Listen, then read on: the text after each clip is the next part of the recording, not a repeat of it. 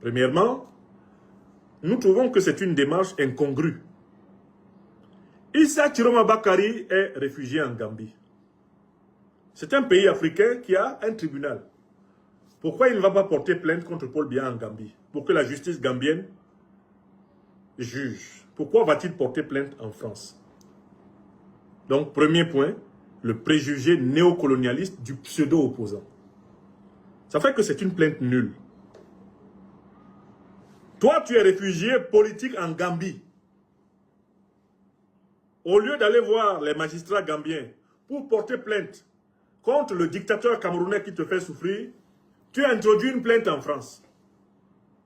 Qu'implique le fait d'introduire une plainte en France? C'est de dire que le Cameroun serait une préfecture judiciaire de la France. D'ailleurs, les avocats d'Issa Chiroma Bakari n'ont pas manqué de tomber bêtement dans le piège en disant que la justice française avait une compétence universelle. Qui lui a donné cette compétence universelle? Qui a donné à la justice française compétence universelle? Est-ce que la France est l'univers?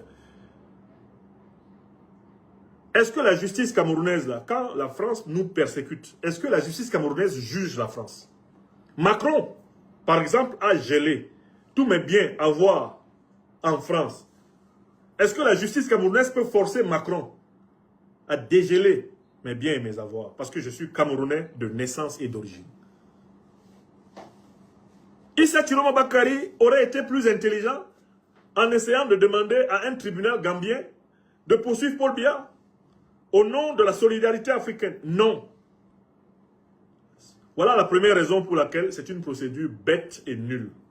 Elle amuse autant les dictateurs au pouvoir au Cameroun que les magistrats français qui voient justement une occasion de distraire leurs heures libres. Deuxième raison. Issa Chiroma en veut en effet à Biya Paul pour fraude électorale, brutalité contre l'opposition. Mais ce monsieur a été plus de 20 ans ministre de Paul Biya et il était chargé de justifier les fraudes électorales de Paul Biya.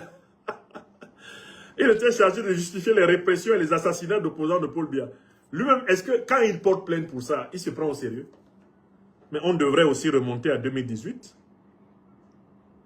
On devrait remonter à 2011. On devrait remonter à 2007. On devrait remonter à 1997. On devrait remonter à 1992, par exemple. Toute élection dans laquelle Issa Chiroma Bakari se trouvait du côté des barbares. Il a payé pour ça. Pour que Chiroma porte plainte contre Biya, pour les crimes réels que Biya a accomplis, il faudrait que Chiroma accepte qu'on porte plainte contre